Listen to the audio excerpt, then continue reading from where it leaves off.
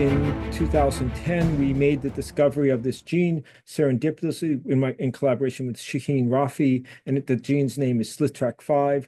The CTSC grant was great because it sort of helped us sort of connect what was going on at a system-wide level to a molecular level, with the idea of trying to translate this into sort of some type of clinically relevant target. And this is what we were able to do, and through the grant. And from the grant, we were able to get federal funding through NIH as well as foundation funding, and was able to publish a high-profile paper from it. It is a molecule I still work in my lab, and multiple labs across the country, including Stanford, Harvard, University of Pittsburgh, all work on this gene. And it would not have been possible without first getting the initial preliminary data that I was able to get through the CTSC grant.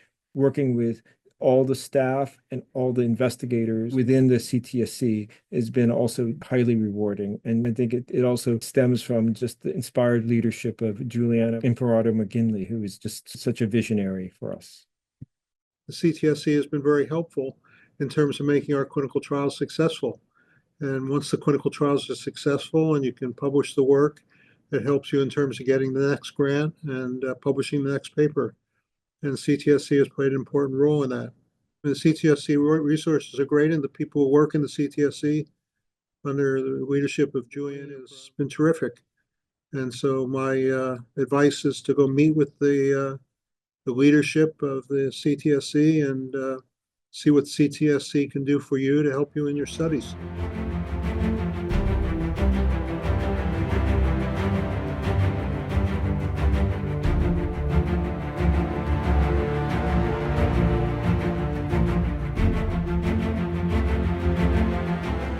Grants gave us the stepping stones to be able to build more sophisticated platforms over time and take it into the clinic and work towards commercializing it.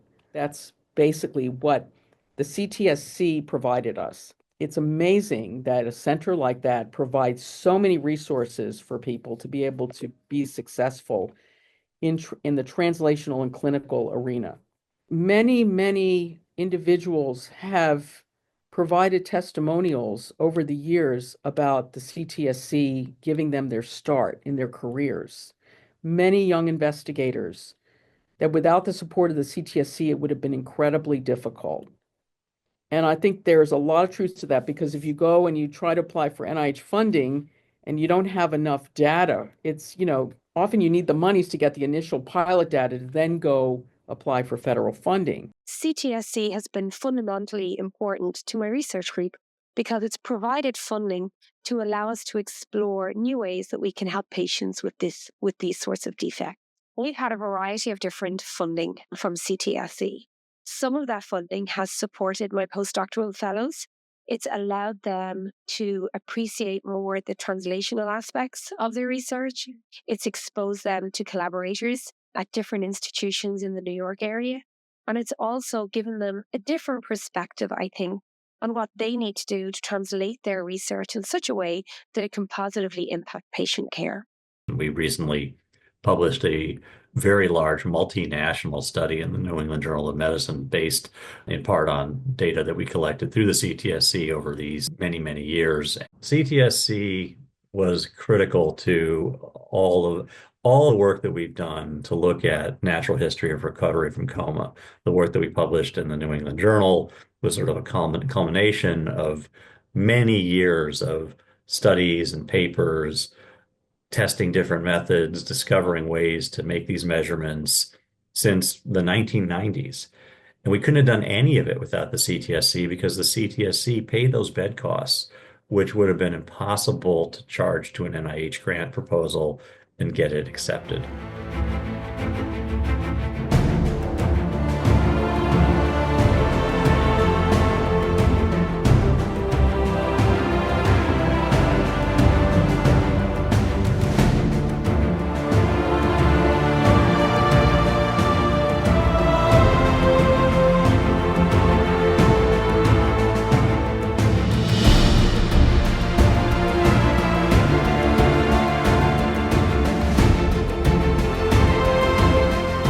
The fact that the CTSC was willing to take a chance on a young researcher looking into this rare disease area was really amazing and helped me really start my research in myeloproliferative neoplasms. I think it's very hard, especially in this day and age where resources are limited, to get funding for rare disease work. And MPNs in children are really rare diseases.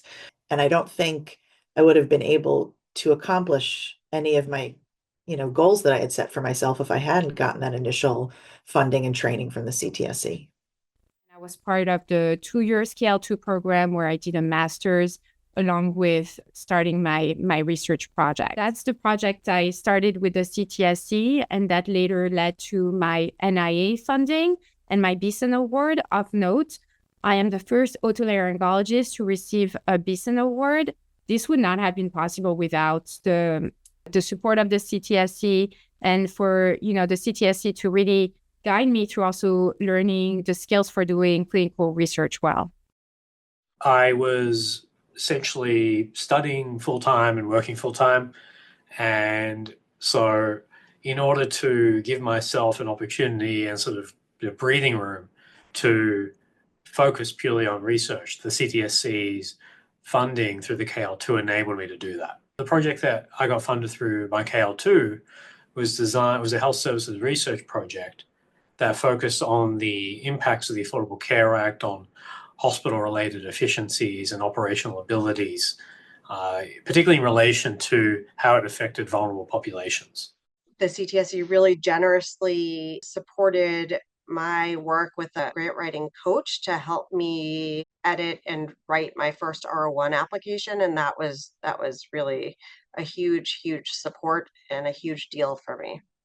I think there are lots of potential barriers for anyone interested in clinical research, especially for physician scientists, clinician researchers. Funding is a huge, huge, I don't want to say problem, but it's a huge potential barrier. Getting funding to protect our time, getting funding to support the work that we're proposing. I think I have been really, really lucky to have incredible supports in place from the CTSC. There are people championing me and my work despite these barriers and really trying to work with me to make it possible. And so I feel really grateful for that.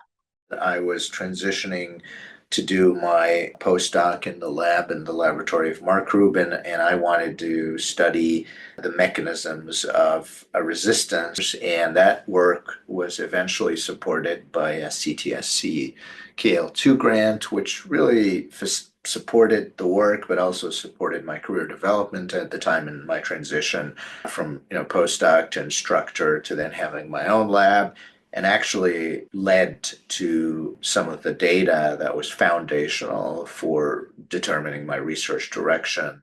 He just published another paper looking at ApoBac3 induced mutagenesis and now looking also at extrachromosomal DNA. And that paper was just published in Nature.